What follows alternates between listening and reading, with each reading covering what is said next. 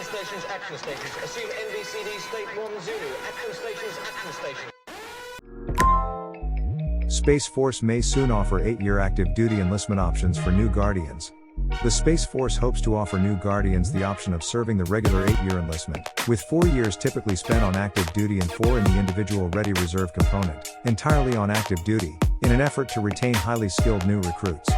The Space Force is carefully considering the impact of voluntary extended enlistment contracts and has proposed a third-party study on the impact of this concept. Major Tanya Downsworth, a spokesperson for the Air Force, said in an email to military.com. Extended enlistment contracts are pre-decisional, and would not be mandatory for new enlistees. If offered, Downsworth said, 6 and 8-year options would be completely voluntary and signed in conjunction with an incentive bonus. No further details as to what that bonus could amount to were given. New Guardians who take the option would not drop into the individual Ready Reserve status the way most enlisted personnel do. Their ties to the Defense Department would be complete the day they left active duty. When used in conjunction with the new Space Force Personnel Management Act, which offers active duty Guardians and Air Force reservists working on space-related missions the option to serve either full-time or part-time, the move marks the branch's clear goal of retaining its highly skilled workforce.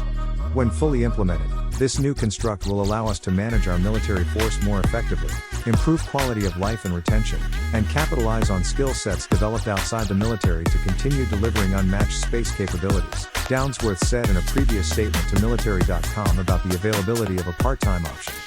While the service is not facing the same recruiting woes as most of the other branches, it is still by far the smallest and newest component of the U.S. military.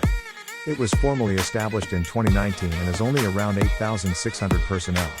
Comprised of near equal numbers of enlisted and officer personnel, the branch hopes to keep the service members it recruited and pulled over from other branches, mostly from the Army and Air Force, and wants to grow the number of Guardians by almost 10%, according to the branch's budget request under the 2024 National Defense Authorization Act. Among other suggested recruitment and retention tactics is a request for nearly $5 million to pay out new bonuses.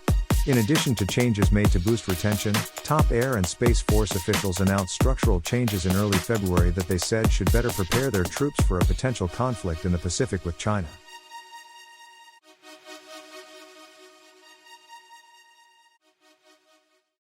Oh, and don't forget to like, share, and subscribe.